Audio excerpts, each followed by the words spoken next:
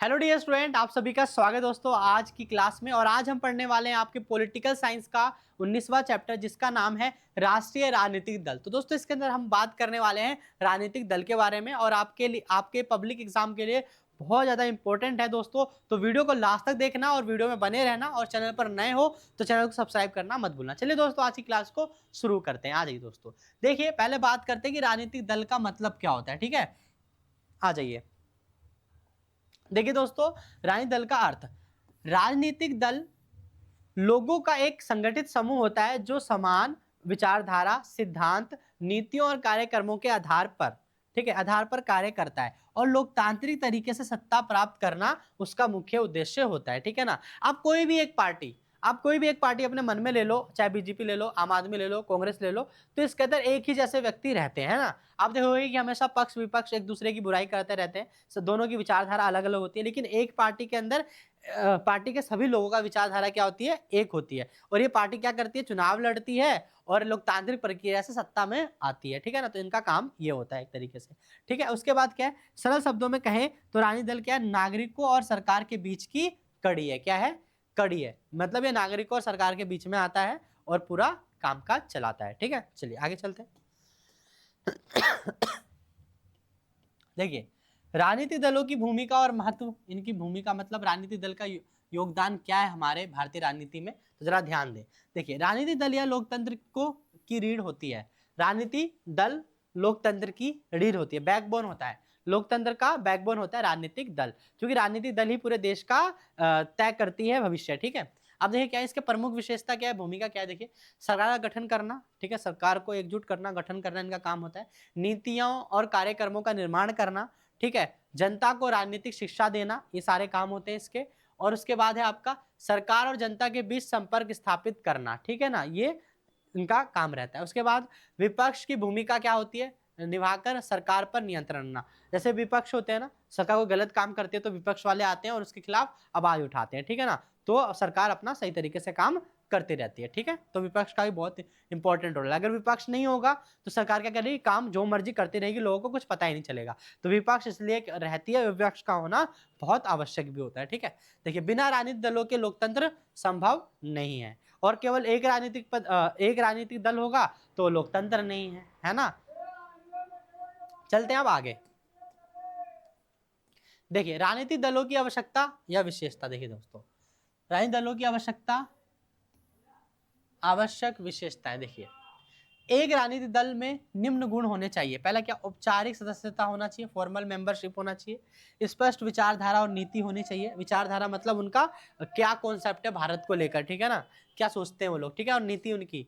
और सदस्यों में सिद्धांतों पर सहमति, लोकतांत्रिक तरीके से सत्ता प्राप्त करने का लक्ष्य, स्वीकृत और स्पष्ट नेतृत्व, व्यापक राष्ट्रीय राज्य स्तरीय मुद्दों पर ध्यान देना, ये सारे काम इनके होते हैं। ठीक है, उसके बाद है बहुदलीय व्यवस्था। हमारे भारत में क्या है, बहुदलीय व्यवस्था है ना, एक पार्टी थोड़ी है, बहुत सारी पार्टी है। Congress party, BJP party, BSP party है ना, आम आदमी पार्टी, बहुत सारे पार्टी, आपके नाम गिना दूंगा, बहुत सारे पार्टी है। फिर उसके बाद है अनेक राजनीतिक दल, उदाहरण से भारत, फ्रांस, जर्मनी। ठीक है, यहाँ पर भी अनेक राजनीतिक दल है। फिर भारत में बहुदलीय व्यवस्था है।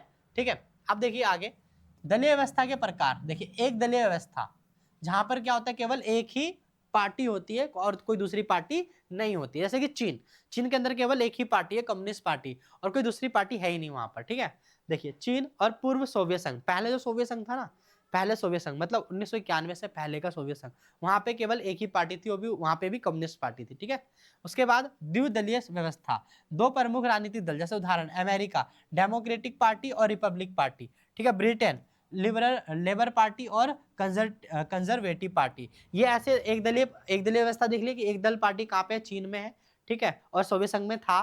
ठीक है, उसके बाद द्विदलीय व्यवस्था कहाँ पर है, आपका अमेरिका में है, और कहाँ पर है, ब्रिटेन में। इनके पूछ भी सकता है कि कौन सी पार्टी थी, डेमोक्रेटिक पार्टी और रिपब्लिक पार्टी, और ब्रिटेन में कौन सा है, लेबर पार्टी और कंजर्वेटिव पार्टी। ठीक है, चलिए आगे चलते हैं। उसके बाद है भारतीय दलीय व्यवस्था का विकास। ठीक है, कैसे हुआ, देखिए ऐतिहासिक विकास। 1885 में भारतीय राष्ट्रीय कांग्रेस की क्या हुई, स्थापना हुई। भारतीय राष्ट्रीय कांग्रेस कब स्थापना हुई इसकी, 1885 में। ठीक है, उसके बाद आधुनिक दलीय राजनीति की शुरुआत हुई। ठीक है, 1952 से 1967 में एक दलीय प्रभुत्व का दौर रहा। कौन रहा यहाँ पर, कांग्रेस रहा। कौन रहा, कांग्रेस रहा। कौन रहा? कांग्रेस। 1952 से 1967 के चुनाव में हर बार कौन जीत रहा था? कांग्रेस जीत रहा था, तो इसलिए बोलेंगे एक दलीय प्रभुत्व। फिर 1967 से 1975 बहुदलीय व्यवस्था का उदय हुआ। कई राज्यों में गैर कांग्रेस सरकारें बनी। गैर कांग्रेस मतलब वहां पे कांग्रेस सरकार नहीं बनी। ऐसे 9 राज्य थे जब पहली बार बने थे, ठीक है, वो हम बाद में बात करेंगे उसके बारे में, ठीक है। देखिए 1975 से 1970 आपातकाल का दौर है ना। आपातकाल किसके द्वारा लगाया जाता है? राष्ट्रपति के द्वारा लगाया जाता है। कौन से अनुच्छेद के द्वारा लगाया जाता है? 352। और 356 किसके लिए? राष्ट्रीय शासन के लिए, जो राज्य में लगता है, ठीक है। चलिए, भारतीय लोकतंत्र का सबसे विवादास्पद दौर, ठीक है, ये रहा यहाँ पर 1975 में। 1975 में किसकी सरकार थी? इंदिरा गांधी की। किसकी थी? इंदिरा गांधी की सरकार थी जब आपातकाल लगा था, ठीक है। आगे 1977 और 1980 देखिए जनता पार्टी सरकार, ये अब यहाँ पर जनता पार्टी उभार आया। जयप्रकाश नारायण के नेतृत्व में जनता पार्टी की स्थापना हुई थी। पहली बार कांग्रेस सत्ता से यहाँ पर बाहर भी हुई, ठीक है। 1989 से अब तक गठबंधन राजनीति का दौर है। क्या है?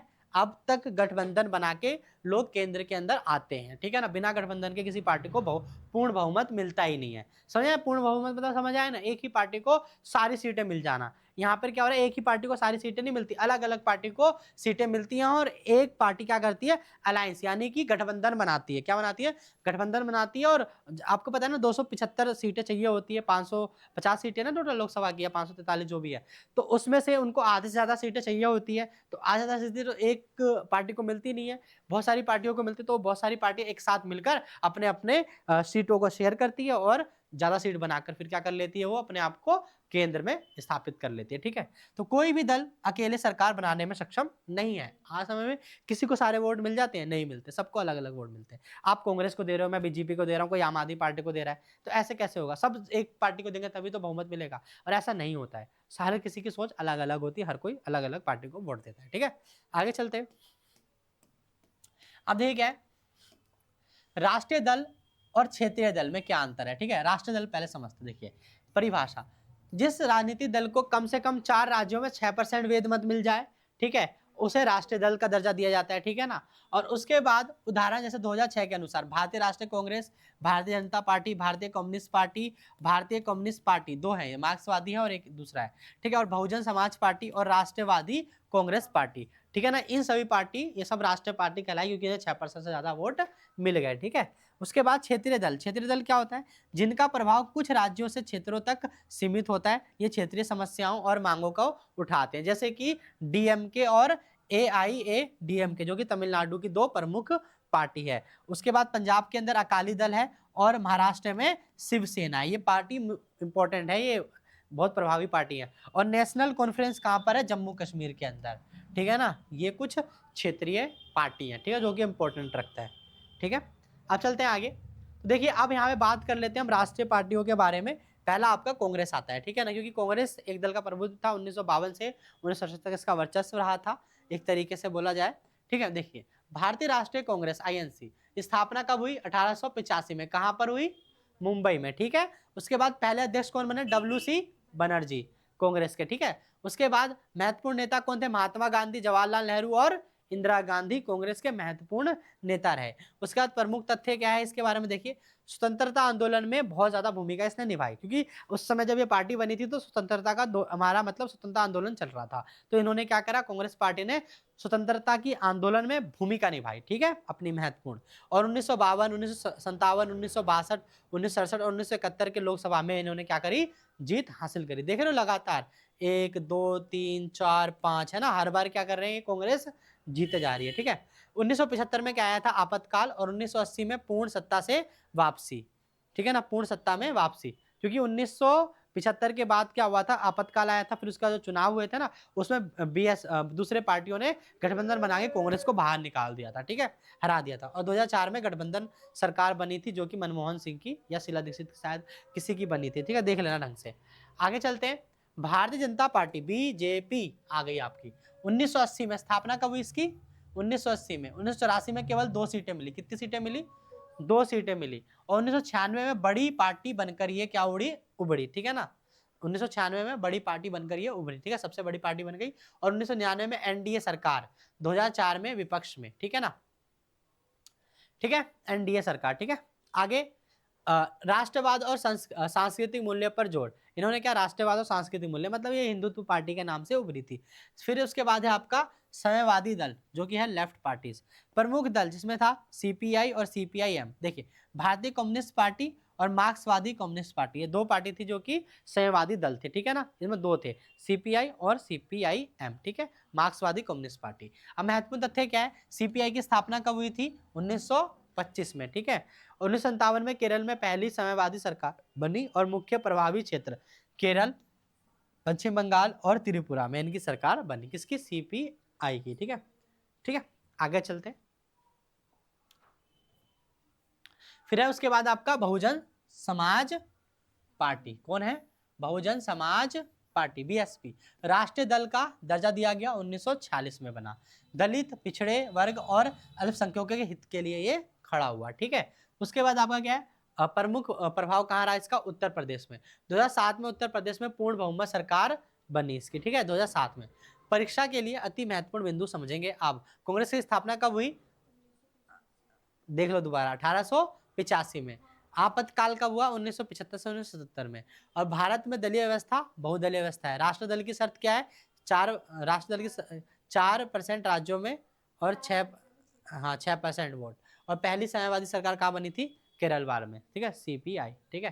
तो ये पूरा चैप्टर दोस्तों आपका खत्म होता है। बहुत इंपॉर्टेंट चीज पढ़ाता हूँ सीधा आपको, जो कि आपके पब्लिक एग्जाम में देखने को मिलेंगे। और चैनल पर नए हो तो चैनल को सब्सक्राइब करना ना भूलें, और बाकी सारी वीडियोस अपलोड हो चुकी है, आप जाकर देख लेना, ठीक है दोस्तों। अपनी एग्जाम की तैयारी बहुत अच्छे से कीजिए। चलो मिलते हैं नेक्स्ट वीडियो में, जब तक के लिए चैनल पर बने रहें, सब्सक्राइब करें, लाइक करें और अपने दोस्तों तक इस वीडियो को शेयर करें।